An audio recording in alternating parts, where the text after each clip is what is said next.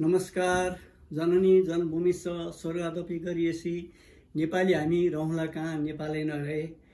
मातृभूमिप्रति सादर प्रणाम गर्दै यो मुलुक बचाउन जुन युवा अभियन्ता दुर्गा प्रसाईले राष्ट्र, राष्ट्रियता, धर्म, संस्कृति, नागरिक बचाऊ महाअभियान अन्तर्गत आम नेपाली नागरिक जो दलका पिछलको झोले होइनन्, देशघाती होइनन्, भ्रष्टाचारी होइनन्, पीडित जनताहरूले र अरू देशलाई माया गर्ने मान्छेहरूले जुन अहिले दबाब खराबदारी दिइरहेका छन् त्यो कार्यक्रमलाई सबै आम नेपाली नागरिकले संविधानको मर्यादाभित्र रहेर साथ दिनुपर्छ भनेर भ्रष्टाचार विरुद्ध नेपाल सबैलाई हार्दिक आह्वान गर्न चाहन्छ। वास्तवमा धेरै अगाडिको कुरा जानु पर्दैन। 2046 देखि 2080 सम्मको अवधिमा हामीले विश्लेषण गर्यौं भने पनि बिना जुन पक्षपातपूर्ण रूपमा र आग्रह पूर्वाग्रह नदेखिकन हेर्दा 46 सालमा एउटा चप्पल फाटी पुरा सिङ्गो चप्पल पनि लाउन नसक्नेहरू आज खरबपति कसरी भए। उनीहरूको जागिर थिएन, उद्योग छैन, व्यापार छैन, पैतृक सम्पत्ति छैन। तैपनि हामीले सहँदै गऱ्यौँ, सहँदै जाउँ हुँदाहुँदा विश्वको गरिबतम मुलुकमा देश पर्न गयो। यसमा चाहिँ चरित्रहीन मान्छेहरूको राजनीतिमा प्रवेश भयो।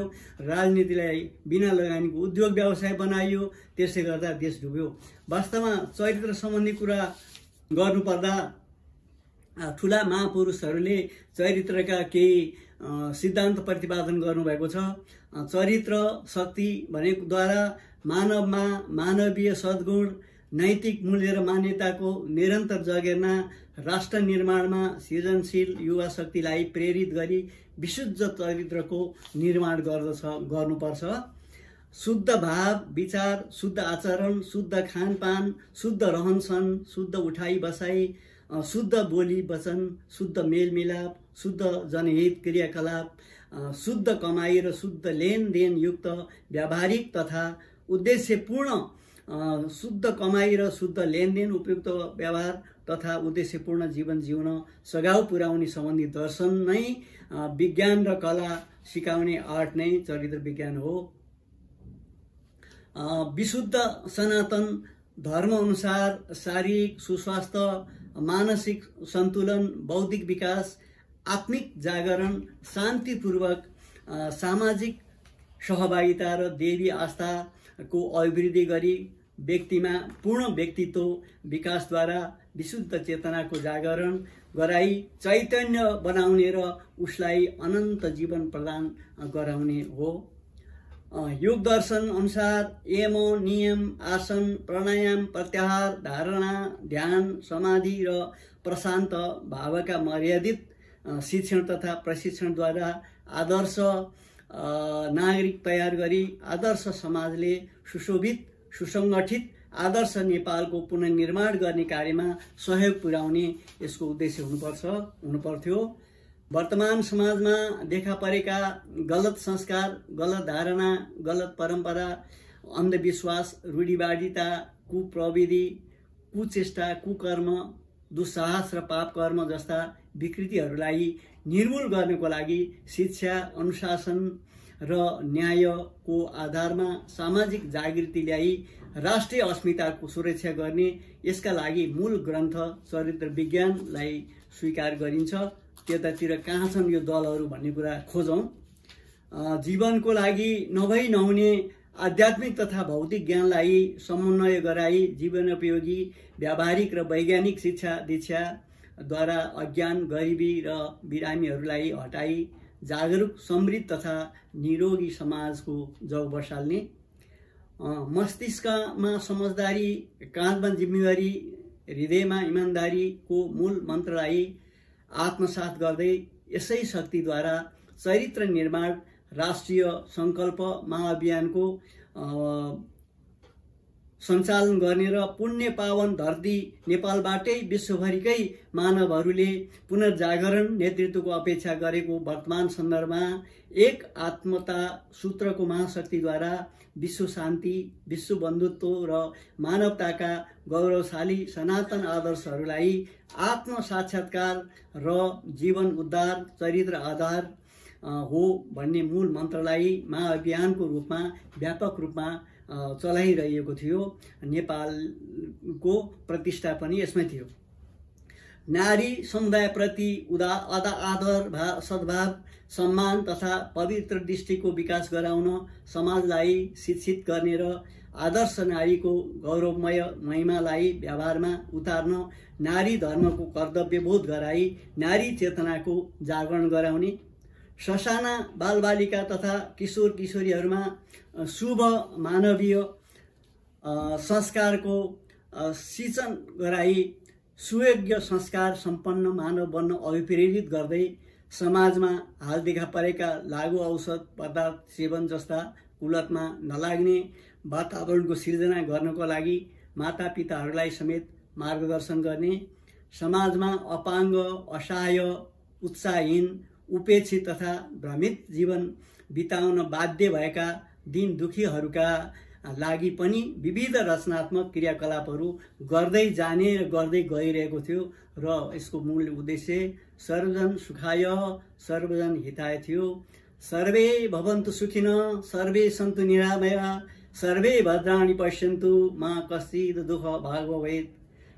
जुन ओम शान्ति ओम शान्ति ओम शान्ति, यही मन्त्रद्वारा मेरो समाज, मेरो देश, हाम्रो समाज, हाम्रो देश चलिरहेको थियो। पूर्व दर्शन अनुसार जब 2046 सालको आन्दोलनपछि यो सबै ध्वस्त भयो र विदेशीको जुन एनजिओ आइएनजिओ र विदेशी गुप्तचरको बलमा भ्रष्ट, हत्यारा, देशघाती, बेविचारीहरूको जुन राजनीतिमा प्रवेश गर्यो, त्यसपछि देश पुरा औरालो लाग्यो र उनीहरूले जुन देशको भन्न त भन्छन् 70 वर्षको योगदानपछि बनेको नेपालको संविधान भन्छन्, तर त्यत्रो महान संविधान थियो भने 2002 8 वर्ष एउटा संविधान बन्न लाग्यो भने त्यो संविधानभन्दा नागरिकको जुन राय सल्लाहलाई बोरामा कोचेर राख्यो, हेरिएन र बाहिरबाट दिएको ड्राफ्ट प्रस्तुत गरियो।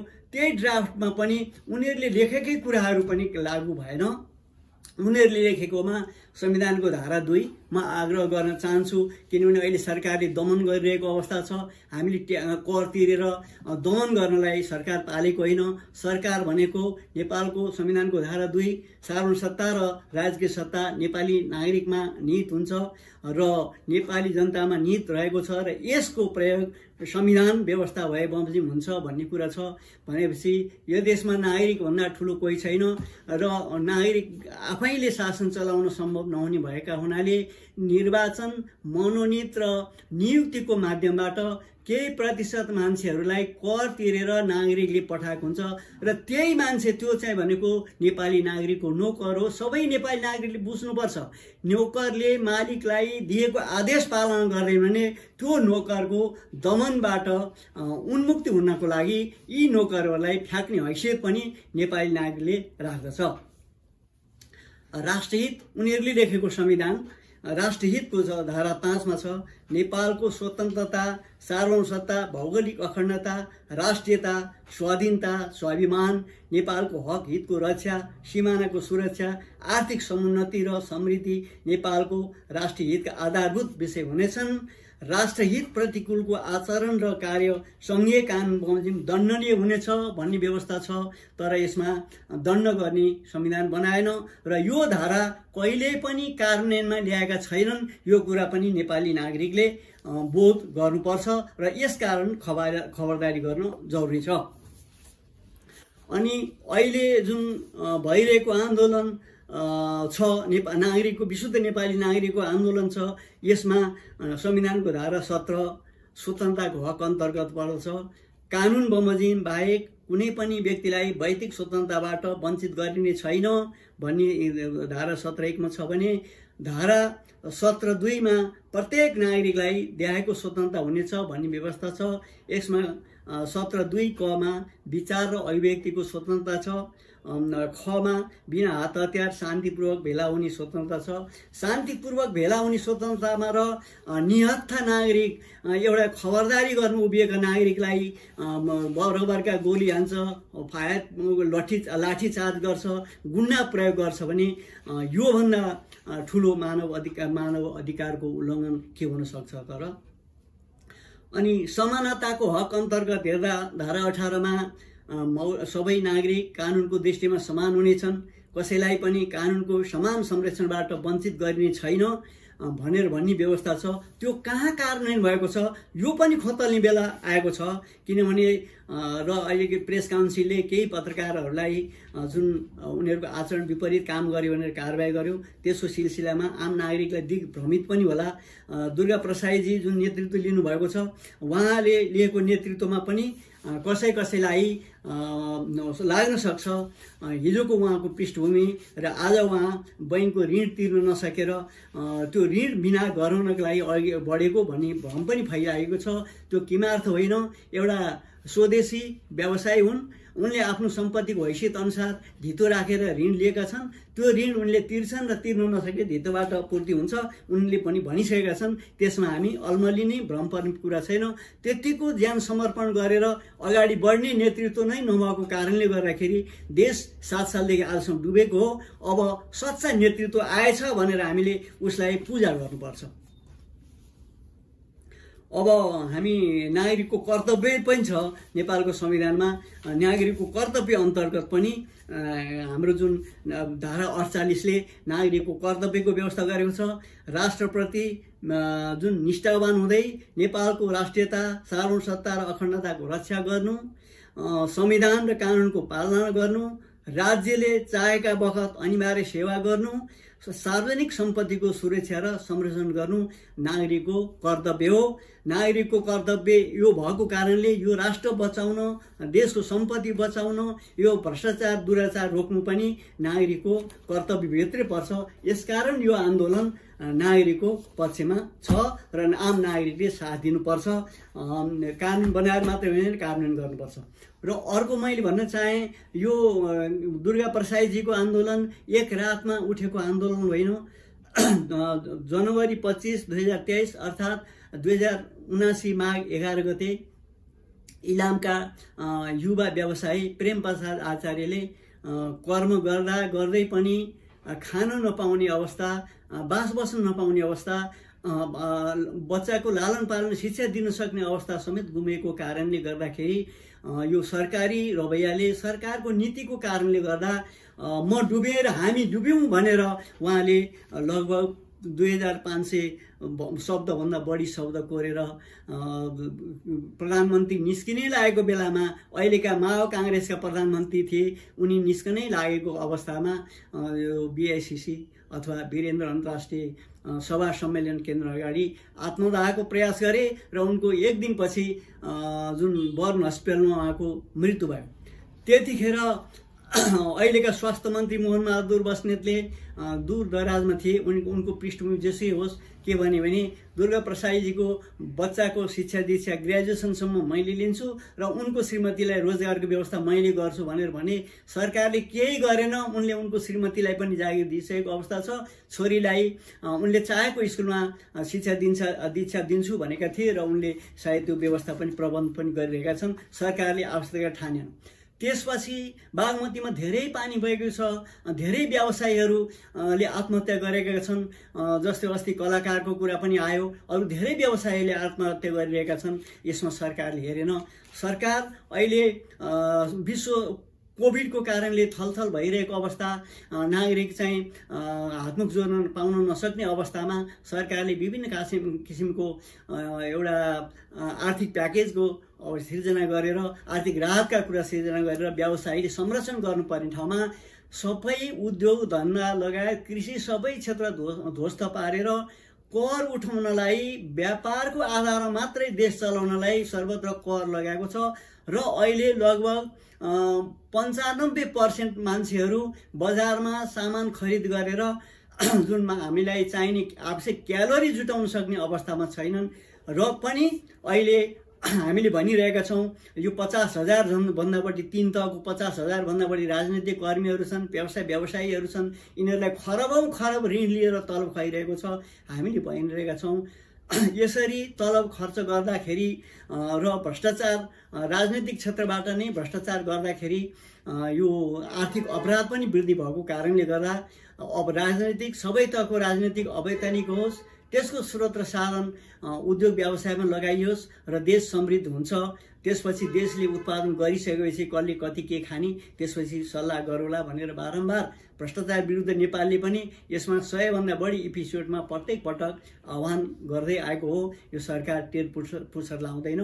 अहिले पनि यो उपलब्धि हामीले ल्याएको उपलब्धिको जुन रक्षा गर्न भनेर भनिरहेको अवस्था छ, उपलब्धि कि धर्म संस्कार संस्कृति आफ्नो व्यवहार आचरण चरित्रसँगै हामीले कुरा गऱ्यौँ। चरित्र सबै ध्वस्त गर्ने उपलब्धि हामीलाई चाहिएन।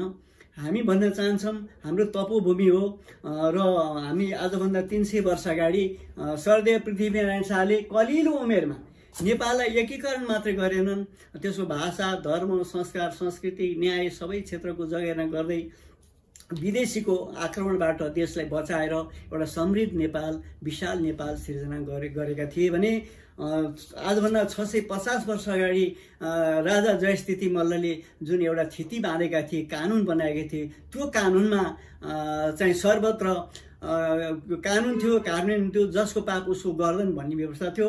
अहिले त हत्या हिंसा अपराध त राजनीति आवरणमा सबै छुट हुन्छ।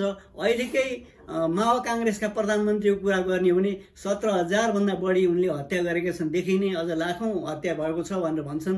त्यतैतिर उनीसँगै माओवादीमा लाग्ने मान्छेहरू, अहिले माओवादी छोडेका मान्छेहरू उनको अड्डामा मुद्दा विचाराधीन छ र निहत्था नागरिक एउटा बालक गंगामाया अधिकारीको छोरा कृष्ण प्रसाद अधिकारीलाई उनका कार्यकर्ता र उनको निर्देशनमा हत्या गरियो र उनको जुन मातापिताले आमरण अनसन गरेर न्याय खोजे, तर प्रहरीले जाहेरीसम्म लिन मानेन र अहिले पनि त्यो जाहेरी लिइरहेको अवस्था छैन र नन्द प्रसाद अधिकारीको आजमा 10 वर्ष अगाडि मृत्यु भयो। उहाँको लास समेतले न्याय पाएको छैन। उहाँको एकमात्र जीवित छोरो अहिले प्रहरीको निगरानीमा छ, यातना दिएर राखेको छ भने उनको श्रीमती गंगामाया अधिकारीलाई अहिले यातना दिएर राखेको छ, वीर अस्पतालमा बन्दी जीवन बिताएर राखेको छ, प्रहरी प्रहारा दिएको छ। उनले आफ्नो थलोमा बस्न पाएकी छैनन्, उनको न्याय पाएकी छैनन् भनेपछि यस्तो अवस्थामा अब यी 7 दलहरू जुन अब अहिले कुरा आउँछ, सबभन्दा ठुलो घात नागरिकताको विषयमा भयो। यो संविधान जुन 72 सालमा बन्नुभन्दा अगाडि अन्तिम संविधानले नागरिकतामा जुन विदेशीहरूलाई नागरिकता वितरण गर्ने काम गर्यो। त्यसपछि जुन यो माओ काङ्ग्रेस यो माओवादीले जुन सशस्त्र द्वन्द्व निम्ताएको थियो, यसमा चाहिँ के गर्यो भने निहत्था जनतालाई, विचार नमिल्ने जनतालाई कुट्ने काट्ने लुट्ने काम गर्यो भने त्यसपछि 7 दल मिलेर इन्डियाले बनाइदिएको 12 बुँदे सम्झौता पछि 7 दलले जुन हस्ताक्षर गरे, त्यसपछि यो हत्या हिंसा लुटपाट चोरी डकैती सबैलाई कानुनी मान्यता दिएर यी जम्मै मतियार भए। फौजदारी कानुन सम्बन्धी व्यवस्था अनुसार यदि राज्यले गर्नुपर्ने काम कारबाही गरेन भने देशमा मतियार हुन्छ र कोही पनि देख्ने मान्छेले यो फौजदारी केसमा अपराध घटेको देख्ने मान्छेले पनि समयमा यथा समयमा खबर गरेन भने त्यो चाहिँ मतियार हुन्छ र मतियारको उसमा यो देश चलिरहेको छ। त्यसकारणले हामीले पूर्वाग्रहले कुनै कुरा भनिरहेको छैनौँ। यहाँहरूलाई हामीले 600 वर्ष अगाडिको कानुनको कुरा गऱ्यौँ, सरदेव पृथ्वीनारायण शाहको कुरा गऱ्यौँ, चरित्रको कुरा गऱ्यौँ, नेपालको पुरानो कानुनको कुरा गऱ्यौँ, अनि उनीहरूले बनाएको संविधानका कुरा गऱ्यौँ। यो पनि कार्यान्वयन भइरहेको छैन भनेपछि यीबाट देश चल्दैन। यिनलाई हिसाब खोजेर विदा गर्नुपर्छ र यिनलाई यिनको अपराधको मात्रा अनुसार सश्रम जन्मकै व्यवस्था हुनुपर्छ। यिनलाई पाल्न कर तिर्न छोड्नुपर्छ। आजैदेखि अब हिजोको जस्तै दमन गर्यो, यदि धरपकड गर्यो भनेदेखि ती प्रहरीहरूलाई पनि हाम्रो ट्याक्सबाट जति पनि हाम्रो कर खाने नोकरहरूले यदि हामीलाई दमन गर्छन् भने हामीले तिनीहरूलाई प्रतिकार गर्नुपर्छ। जसरी श्रीलङ्कामा त्यहाँका राष्ट्रपति अहिले कहाँ छन् भन्न सकेको छैन, मेक्सिकोमा एकजना मन्त्रीलाई कन्टेनरमा फ्याँकेको थियो। यस्ता विश्वका सारा उदाहरण छन्। कैयौं मुलुकमा यस्ता पनि अवस्था थियो। राजनीतिको दुराचारी सहन नसकेर सबै नागरिकले गुलेली र मट्याङ्ग्रा बसेर जो राजनीति गर्छ तिनीहरूलाई गुलेली आक्रमण गरेर अनिखेर त्यहाँबाट तिनलाई विस्थापित गरेर राम्रो राष्ट्रसेवकहरूले देशभक्तहरूले राज्य गरेको इतिहास प्रशस्त छन्। अब हाम्रो तपोभूमि मुलुक सधैँ आन्दोलनले चल्दैन, अब फेरि आन्दोलन गर्नु नपर्ने र फेरि यो देशलाई यस्तो अपराधी, हत्या, हिंसा गरेका, बलात्कार गरेका, देशघाती काम गरेकाहरूले सत्तामा जान नपाउने गरी र राजनीतिलाई बिना लगानीको उद्योग खोल्न नपाउने गरी, बिना तलब काम गर्ने र एउटा जुन समाजसेवाको रूपमा काम गर्ने सानो ग्रुपबाट काम गर्ने र देशमा जुन प्रशासन यन्त्र छ त्यसलाई त हामीले अहिले छोएकै छैन। प्रशासन, न्यायदेखि लिएर सबै शक्ति सन्तुलनका सबै अङ्गहरू यिनका मत्यार हुन्। यी सबैलाई जिम्मेवारी बनाएर दण्डित गर्नलाई अहिले आम नागरिकले विश्लेषण गरौँ। यो जुन आग्रह, पूर्वाग्रह र भड्काउने उद्देश्यले केही पनि भनिएको हामीले होइन। यसमा सबैले विशेष गरौँ, जननी जन्मभूमिश्च स्वर्गादपि गरिएपछि जब नेपाल रहेन भने हामी रहँदैनौँ, हामी रहनुको अर्थ पनि हुँदैन। पराधीन भइयो भनेदेखि नेपाली हुनुको अर्थ पनि रहेन। त्यसैले नेपाल देश, विधि र नागरिकको जुन मानव अधिकारको रक्षाको लागि यी भ्रष्ट, हत्यारा, देशघाती र मत्यारहरूलाई विस्थापित गर्नु विकल्प छैन। त्यसैले सबै नागरिकले एकजुट भएर शान्तिपूर्ण भेला गरेर यिनीहरूलाई घर डेढाबाट खेद्ने, वासस्थान गरेका छन् सामाजिक बहिष्कार गर्ने र यीसँग हिसाब गरेर बिदा गर्नु बाहेक अर्को उपाय नभएको हुनाले यो आन्दोलनमा साथ र सहयोग गर्न सम्पूर्ण नेपाली नागरिकहरूलाई हार्दिक अपिल, आग्रह गर्न चाहन्छौँ। जय नेपाल।